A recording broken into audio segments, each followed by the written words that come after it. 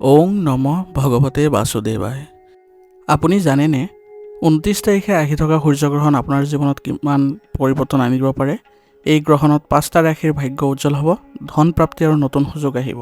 আনহাতে 6 ৰাশিৰ বাবে সাৱধান হ'ব লাগিব, মনোভংগ আৰু স্বাস্থ্যৰ সংকেত আহিব পাৰে। আপোনাৰ ৰাশি কোনটো দিশত আছে?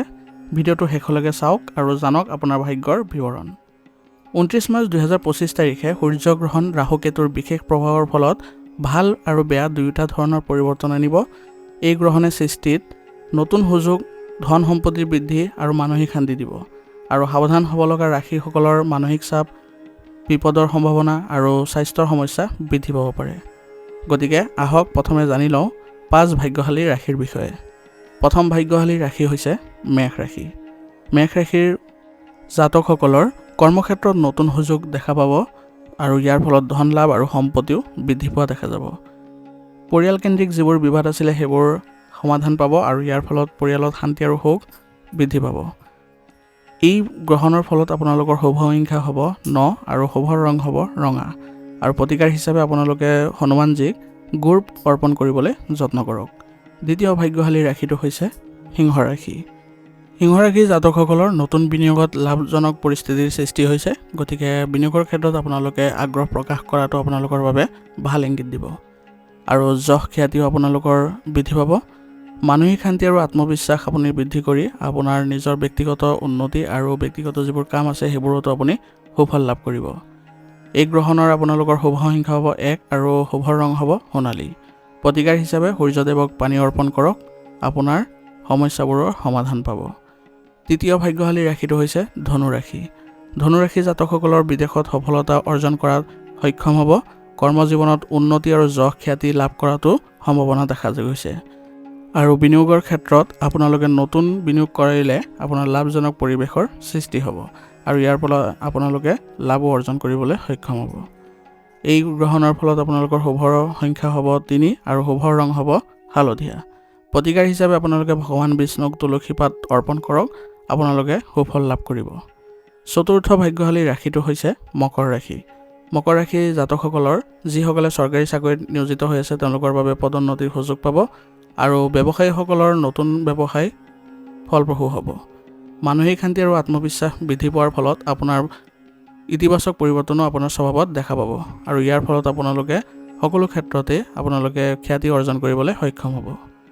দীৰ্ঘম্যাদী যিবোৰ বিনিয়োগ আছে সেইবোৰক আপোনালোকৰ লাভজনক পৰিৱেশৰ সৃষ্টি হৈছে। গতিকে আপোনালোকে যদি বিনিয়োগ কৰিবলৈ যত্ন কৰি আছে বা পৰিকল্পনা কৰিছে তেনেহ'লে দীৰ্ঘম্যাদী বিনিয়োগত বিনিয়োগ কৰাটো ভাল হ'ব। এই গ্ৰহণৰ ফলত আপোনালোকৰ শুভ সংখ্যা হ'ব 8 আৰু শুভ ৰং হ'ব নীলা। প্ৰতিকাৰ হিচাপে আপুনি শনিদেৱক তেল আৰু ক'লা বস্তু দান কৰক, আপোনাৰ যিবোৰ সমস্যা আছে সেইবোৰ নাইকিয়া হ'ব। পঞ্চম ভাগ্যশালী ৰাশিটো হৈছে মীন ৰাশি। মীন ৰাশি জাতকসকলৰ নৱদাম্পত্য যিসকলৰ আছে তেওঁলোকৰ সুখ লাভ কৰিবলৈ সক্ষম হ'ব আৰু পৰিয়ালতো আপোনালোকে কিছু ভাল পৰিৱৰ্তন দেখিবলৈ সক্ষম হ'ব। মানসিক শান্তি আৰু ধৰ্মীয় কাম কাজত আপোনাৰ মনোনিৱেশ কৰাৰ ফলত আপুনি শান্তি লাভ কৰিব আৰু নতুন ব্যৱসায় যদি পৰিকল্পনা আছে তেনেহ'লে কৰিলে আপোনালোকে লাভজনক পৰিস্থিতিৰো উদ্ভৱ হ'ব, যাৰ ফলত আপোনালোকৰ আয়ু বৃদ্ধি পাব। এই গ্ৰহণৰ ফলত আপোনালোকৰ শুভ সংখ্যা হ'ব 7 আৰু শুভ ৰং হ'ব বগা। প্ৰতিকাৰ হিচাপে লক্ষ্মী দেৱীক পদ্মফুল অৰ্পণ কৰক, আপোনাৰ ধন সম্পত্তি বৃদ্ধি পোৱা দেখা যাব। এতিয়া আহক জানি লওঁ 6 ৰাশিৰ সাৱধান হ'ব লগা কোনবোৰ ৰাশি হ'ব। গতিকে প্ৰথম সাৱধান হ'ব লগা ৰাশিটো হ'ব কৰ্কট ৰাশি। কৰ্কট ৰাশিসকলৰ মানসিক অশান্তি আৰু উদ্বিগ্নতা বৃদ্ধি পোৱা দেখা গৈছে।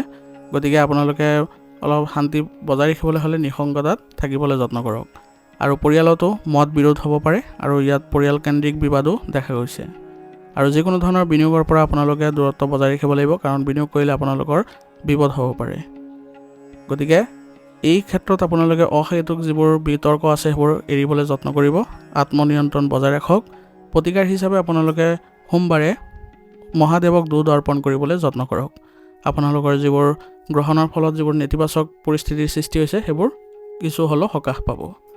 দ্বিতীয় সাৱধান হ'ব লগা ৰাশিটো হৈছে বৃশ্চিক ৰাশি। বৃশ্চিক ৰাশিৰ জাতকসকলৰ জীৱনসংগীৰ লগত মনোমালিন্য বৃদ্ধি পাব, যাৰ ফলত পৰিয়ালতো কণ্ডল হোৱাৰ সম্ভাৱনা আছে। স্বাস্থ্যৰ সমস্যা বৃদ্ধি পোৱা দেখা যাব।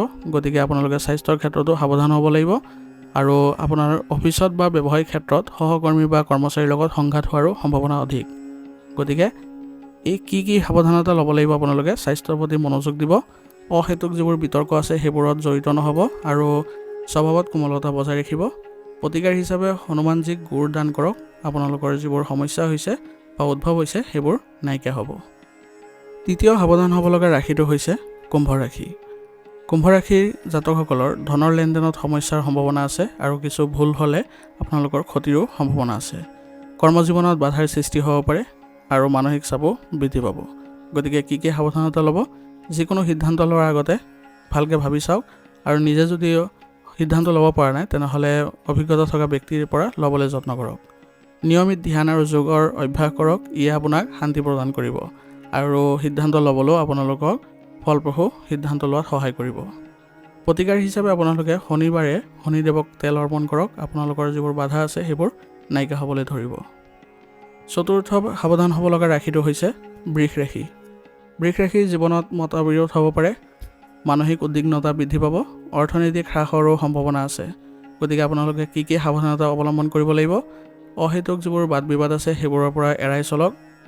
পাৰিবাৰিক যিবোৰ বাদ বিবাদ আছে সেইবোৰ কমাই কৰি আপোনালোকে শান্তি বজাই ৰাখিবলৈ যত্ন কৰিব লাগিব আৰু সকলো সদস্যৰে একেলগে মিলি আপোনালোকে পৰিয়ালটো ভাল কৰি ৰাখিবলৈ যত্ন কৰিব।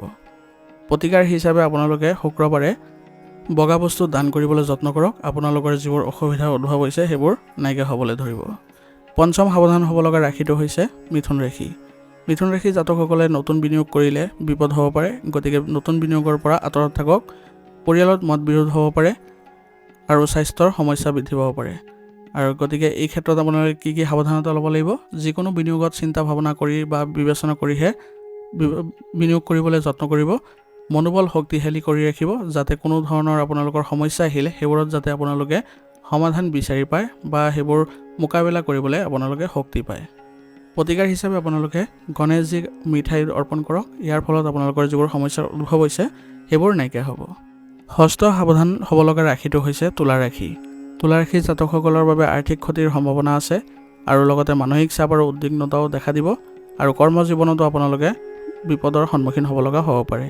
গতিকে কি সাৱধানতা গ্ৰহণ কৰিব, নতুন বিনিয়োগ আদি চিন্তা ভাৱনা নকৰিব বা চিন্তা ভাৱনা কৰিলেও ভালদৰে বিবেচনা কৰিহে আপোনালোকে বিনিয়োগ কৰিবলৈ যত্ন কৰিব আৰু কৰ্মক্ষেত্ৰত আপোনালোকে ধৈৰ্য বজাই ৰাখিব, অন্যথা আপোনালোকৰ সহকৰ্মীৰ সৈতে বাদ বিবাদ হোৱাৰ সম্ভাৱনা থাকিব। গতিকে তেওঁলোকৰ সৈতে বন্ধুত্বপূৰ্ণ আচৰণ ৰাখিলে আপোনাৰ কোনো ধৰণৰ ক্ষয়ক্ষতি নহয়।